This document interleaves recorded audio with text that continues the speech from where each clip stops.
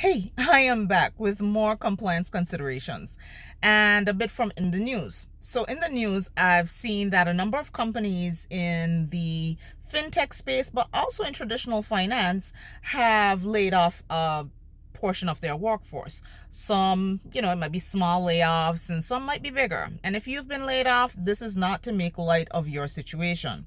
But as it relates to a compliance consideration, how would you approach being laid off? In fact, let's dial it back. How do you approach not being laid off? Well, one of the things that you might want to look for is the ethics of that firm. You also want to look at the long-term projections and see whether it's a great place to work.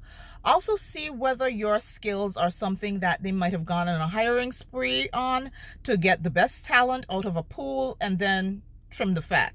So there's sometimes some indicators that you can look to see whether you would be at risk for being laid off.